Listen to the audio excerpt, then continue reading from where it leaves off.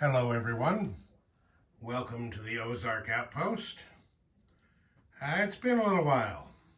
I haven't made a video since Operation Skyhook back in November. But after that, I got busy doing some other things. Then I decided I wanted to repaint my entire set pretty much because I added quite a few pieces. I upgraded some pieces. I had a lot of 3D printed, and I had a multicolored set, and I didn't care for that. So it took me a while to get it done, but I have finally finished the paint job. I changed the color schemes.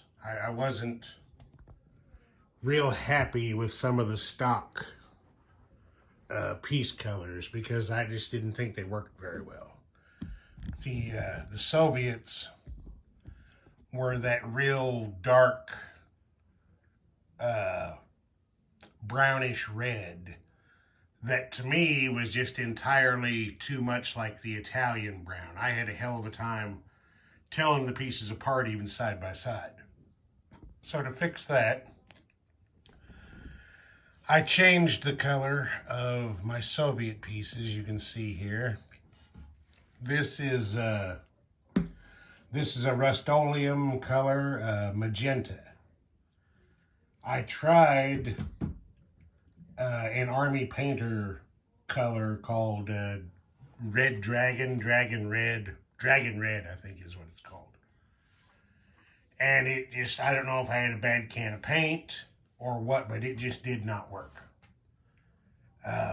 After spraying it on, I had pieces that were 3 different colors. The red plastic pieces I had stayed the same shade of red. The dragon red is a dark, almost like a blood red color. And like I said, the red plastic just didn't take it. It stayed the same color. The brown Axis and Allies and HBG pieces that I had stayed very, very dark. They didn't redden too much. And the gray resin 3D printed pieces were a very, very pale red. So I scrapped that idea, and like I said, I found this Rust-Oleum magenta that I think is going to work pretty good for it. Also, I didn't like the German black. To me, it just disappeared. With the black, you couldn't really, in my opinion, see any of the details of your battle pieces. Everything just kind of disappeared in shadows.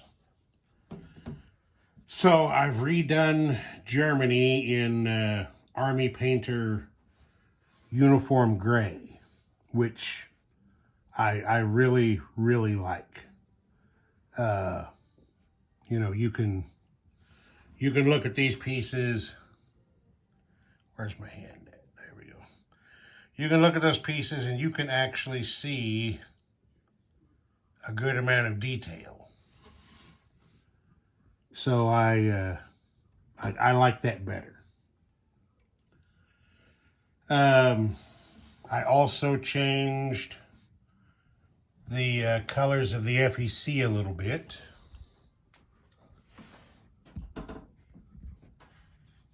The British, of course, you saw this in Operation Skyhook, if you watched that, because I had the Commonwealth done for that game. But I changed the British to Army Painter Desert Yellow, which is a little darker than the stock plastic tan for the British. I like it better. FEC I have done in a color called Army Painter's Skeleton Bone, which I think is closer to what the British tan was for the HBG and Axis and Allied pieces. Anzac I did in Army Painter Ash Gray. It's a pretty light, get this up here to the camera. It's, there it is. It's a light gray that I think looks pretty good for them. Japan was redone in, I couldn't find an Army Painter orange that I liked. They were all too close to other colors. So for them, I went with Rust-Oleum Rustic Orange.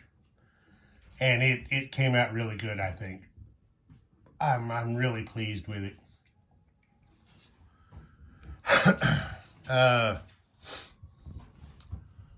Over here, if you can see,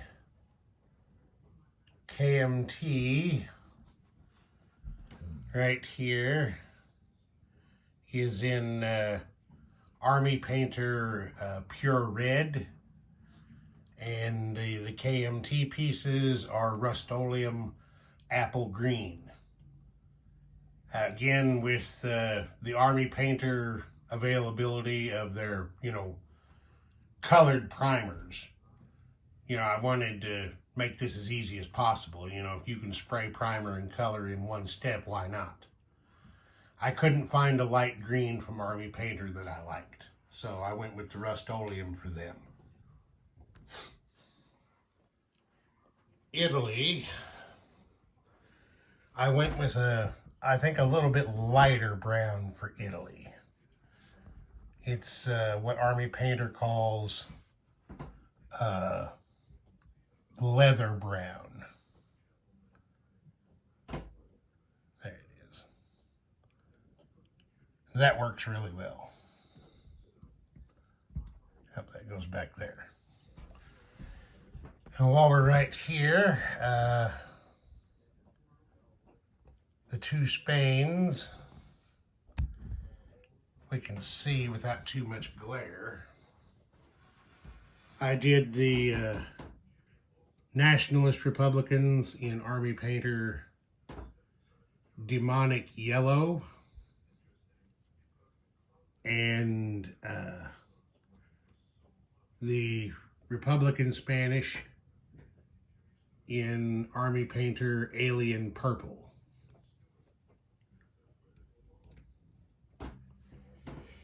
And the United States over here, I have redone them in Army Painter Army Green. That's pretty close to the color they had before. It might be a little bit different, but it works pretty good. And then, of course, the French. I've done France in Army Painter Aquamarine Blue, which is pretty close to the stock blue. I think I like it. The Vichy French, to differentiate them, I used Rust-Oleum French Blue. Let me get one of those out here. It's pretty light. That's the Vichy French there. And other than some of the neutrals, that's probably about it, or some of the minors. I'm not going to go into all of them. That's probably about it. So my repaint is done. And as you can see, I'm set up and ready to play. You might notice some extra things on the map here and there. Oil wells, oil reserves. There's a resource marker.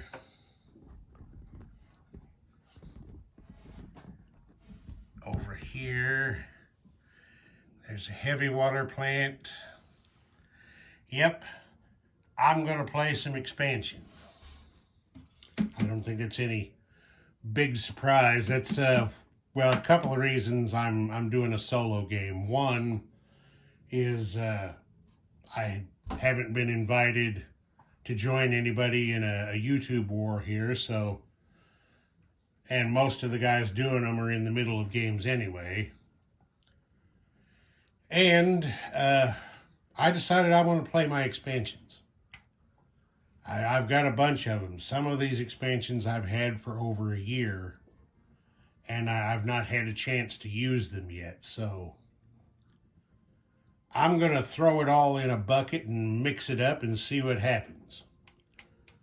So, because of that, since the new naming convention seems to gravitate toward a named operation, we're going to call this Operation Goliath because it's going to be huge. I'm throwing possibly 24 expansions into this. Now, I know that seems like a lot, and I've done some thinking and just some looking at the map, and I see some places where, you know, some of these expansions being played together are going to throw things out of whack. I've already anticipate that. But I'm going to do it anyway because I want to see what happens. I want to see how it works out. I mean, this is a game, so let's have some fun. So what I'm going to do here, I'll go down the list real quick. I'm going to play, now these are all going to be playable, but they may not all come into play. It's going to depend on circumstance, whether or not some of these can actually be integrated into the game. But the options will be there. So I'm doing Imperial Elite of the Rising Sun, Resources, Battle for the Atlantic,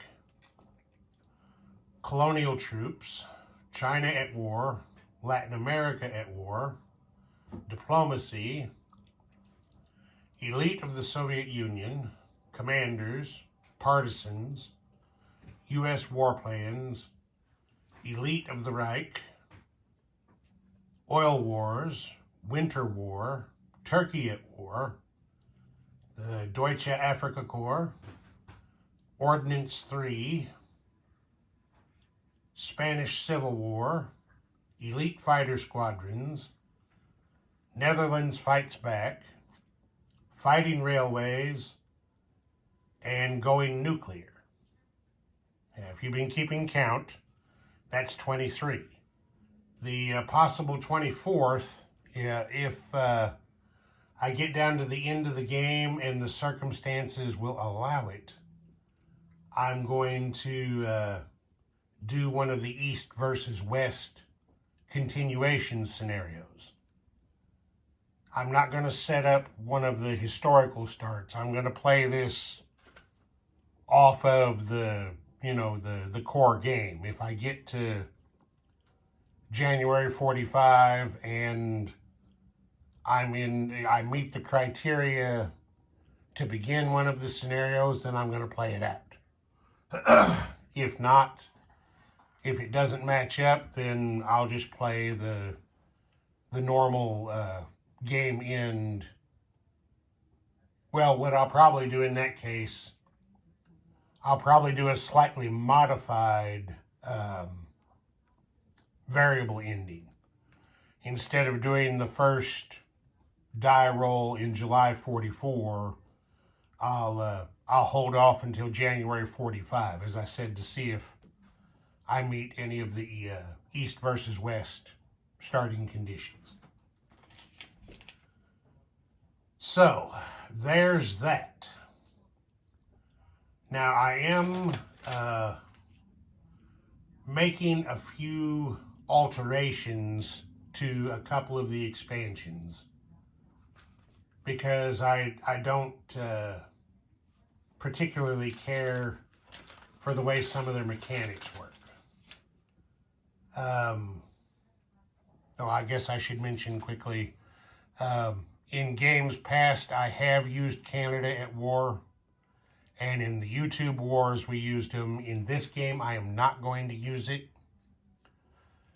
simply because, and I've mentioned this in previous videos, I like the expansion, but I have a big problem with it, and that's the way it splits the British economy. Great Britain loses 6 IPP or IPC and gives those over to Canada, and that $6 can only be spent in Canada. And I've said for a while, I think the money is better spent as part of the overall British Treasury. I think it works better for them, especially given the harsh restrictions on what the Canadians can do with their economy. I'm not slamming the expansion. There are parts of it that I like. But that splitting the economy thing, that's a hump I'm having trouble getting over. I mean, in the future, if some guys want to play it in a YouTube war, fine, I'll play it. I'm not going to say no just because of that. But in my solo game, I've decided I'm not going to use it. Now, that said, I am going to use a piece of Canada at war. I have tried playing the Special Operations expansion. Again, there are things about that expansion that I really like, but there are a couple of things about it that I really don't care for that just make me not want to play it. Some of the placement rules are just way too restrictive. And it's the rule set, in my opinion, is just overly complex. It is very historically accurate.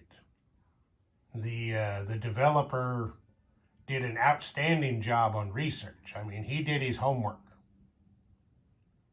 But that level of accuracy, in my opinion, degrades the playability of the expansion. I mean, if it's not fun to play, why would you want to? Again, I'm not, ripping into anybody. I'm just offering my opinion. It's just, it's too complex. So what I'm doing is I'm going to house rule a replacement expansion for that I'm calling Commandos. It's a special forces piece that is available to all major powers. It's even available, I believe, to 1 or 2 of the minor powers.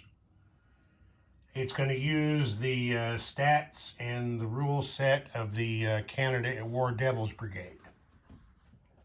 So the commando unit is going to have the special abilities of Marines, Airborne, and Mountain Infantry. In addition to having a regular attack and defense, They're going to have the ability to raid enemy facilities in kind of a strategic bombing raid role. They're going to have their own built-in air and naval transport to be able to move around without actually requiring physical transports.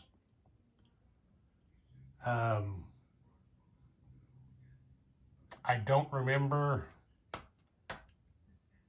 I think it is in that rule set, but if it's not, I'm going to do it this way.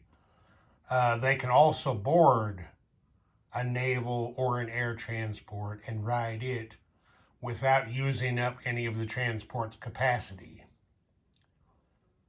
They can also strategic rail move without using any of that capacity. And one difference where the Devil's Brigade is limited to one unit in play at any one time. Each nation can have a maximum of 5 commandos in play at one time, if they wish. So if you want to understand what I'm doing with that, like I said, go to Canada at War and read the rules for the Devil's Brigade, and we'll be on the same page. I'm going to do another house rule, bringing in another new piece. Here we have an ocean liner transport. I'm going to use these for strategic naval movement. They have strategic naval movement, of course, has to be from one naval facility to another naval facility, maximum of 5 spaces. What these transports can do that normal strategic naval movement doesn't is they can carry 3 infantry. It doesn't matter what the individual country's strategic movement limit is, they can put 3 infantry on one of these and send them 5 spaces. Now, of course, it's going to use up everybody's strategic naval movement. I think the United States and Great Britain or Japan, can't remember off the top of my head, have the highest limits, which I believe is 4, which is, of course, what this would amount to would be a 4, the transport and 3 infantry. To simulate the size of the ocean liner fleets operated by the United States and Great Britain prior to the war, though each of those countries gets to start the game with 1 ocean liner transport. Where is it? Oh, I'm too close. There it is.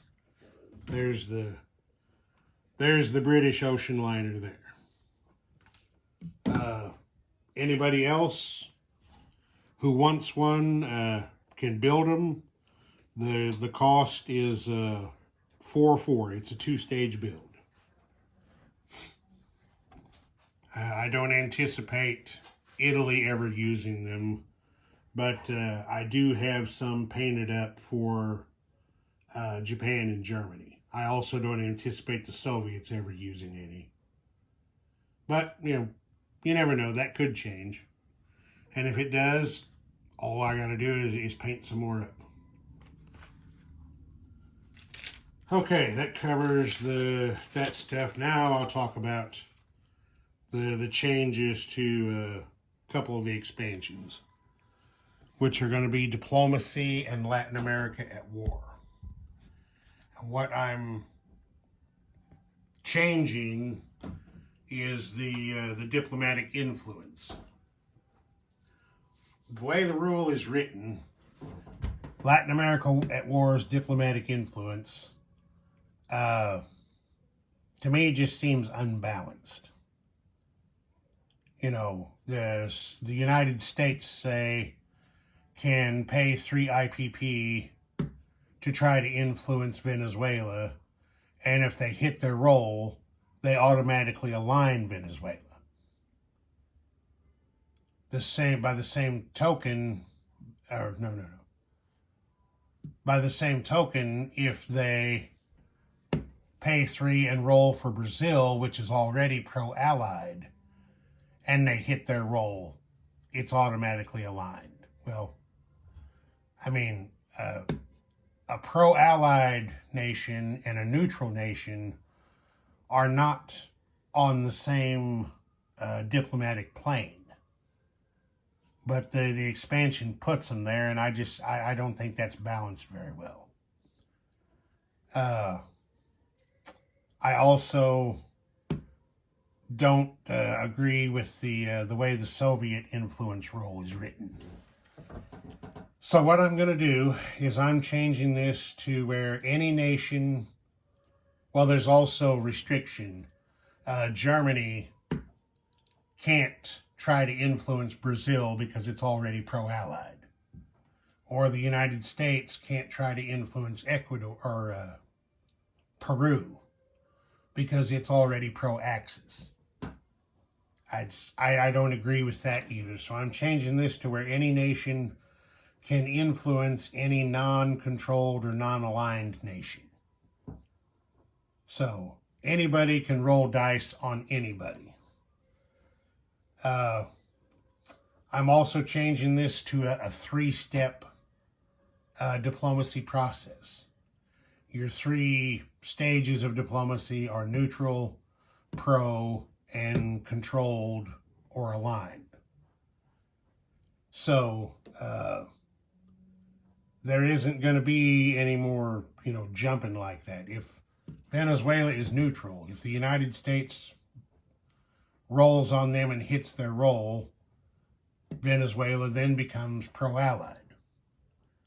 On their next turn, if they want to try to align them or control them, they have to get another successful roll to take that next step. Going the other way, let's say Germany decides they want to roll on Brazil and they hit their roll. Then Brazil moves from pro-allied to neutral. So if the United States wants to get them back, they've got to pay some money and do some rolling. Now for the Soviets, so the other 2, Germany and the United States, can pay up to 3 IPCs to buy their die. The Soviets only pay 1, and they can only hit on a 1. The way the rule is written currently, if the Soviets roll on Brazil, pro-allied, and roll a 1, then Brazil automatically aligns to the Soviet Union. And I don't agree with the way that works. So what I'm going to do is I'm going to allow the Soviets to still pay their 1, and if they hit with a roll of 1, then they get to move 2 stages along the diplomacy track. So let's say the Soviets roll on Venezuela and they hit. Well, 2 stages would go from neutral to pro to controlled aligned. So Venezuela would belong to the Soviets then.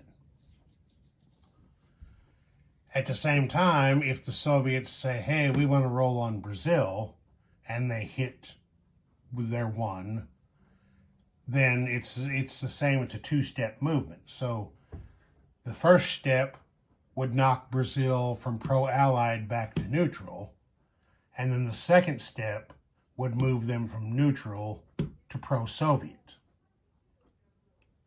I think doing it this way is more balanced and more fair. So this is what I'm going to try. And then with the diplomacy expansion, to try to, for continuity purposes, to bring it into line with Latin America at war, since it has such a big diplomacy component. This is what I'm going to do. I've got to, and that's just a little bit too big. There we go. Now I think well, that's kind of, here, I'll just hold it. Okay, so what I'm doing, as you can see right now, diplomacy is a 4-step process. Neutral, 1, 2, and then 3 is aligned. Well, Latin America at war's diplomacy is only a 3-step. So what I'm going to do is I'm going to eliminate this end column. It doesn't exist anymore. And then over here, we've got neutral, pro, and aligned or controlled. Now, it doesn't show that way on this chart, and the wording might not be that way. But, you know, the core game rules are you don't align a minor power until you're both at war with the same major. Before that, the minor is controlled. So that's the way I'm going to play this. So diplomacy is going to be ignore this, neutral, pro, controlled, aligned. So I think that's going to work better too. Like I said, for continuity purposes, I really don't have much choice, because you can't have one part of the map play in a 3-stage track and the rest of the map play in a 4-stage track. It's not fair, it's not balanced. And I just don't care for it, so I'm making some changes. But we'll see how it works. I'm set up 99% and ready to go. I've just ordered some more pieces yesterday from historicalboardgaming.com. I'm hoping they will be here by Saturday, but if not, it's not going to matter too much. It's some stuff for something on my map there. It's some stuff for Winter War and some stuff for Ordnance 3, which, if you don't know, is the chemical and biological warfare expansion. But I'm not going to need the pieces for either one of those for the first few turns, because nothing can happen in Winter War before January 39. And I don't anticipate anything happening with Ordnance 3 before probably 38 or 39. So I may go ahead and do some playing today. That's one of the other things that I mean, playing with other guys, there's no substitute for that, because, you know, I'm doing this, and, you know, while I'm trying to be objective at the same time, you know, all the players' moves are being made by me, so they're all in my head all the time. You know, playing with other guys, hey, you never know what the enemy's going to do. That's what makes it fun. But one of the drawbacks, I guess you would say, to the YouTube wars is, you know, I have to make myself available to accommodate other people's schedules. The guys who played with me last year were aware of it. I don't think the audience in general was, but I had very limited playing time because the job that I had was 10 hours a day, 6 days a week. It was a very physically exhausting job. So I didn't always have the time that I wanted to be able to devote to a YouTube war. I did the best I could, but it wasn't always the best. I don't have that job anymore, by the way. I'm back to living more like a regular human being again. But playing a solo game, this is completely at my pace. If I want to film a dozen turns in one day, I can. If I want to walk away from this and not do anything to it for a month, again, I can. Because I'm not affecting or inconveniencing any other players. My viewers might not like it very much if I take a 30-day furlough in the middle of a game, but hey, sometimes shit happens. So I think I may go ahead and start filming this today. We'll see. I've been a little under the weather lately. I went to the doctor yesterday and got some medication, and it's starting to work, but I still don't feel the greatest in the world. But we'll see. Like I said, I might do some today, and then I will for sure get some turns in this weekend. I work every other weekend. I'm off every other weekend. So this weekend coming up, I'm off. And I will have plenty of time for Global War 36. Let's see. Oh, I guess I should show over here. With the extra expansion pieces, I'm already short of space. I've had to get a task force card out for the units in Berlin because Berlin's pretty much filled with extras. And then over here, I have some roundels set up so that over here on the bench, the money roundels aren't too crowded. I've got roundels set up over here for tracking going nuclear stockpiles, the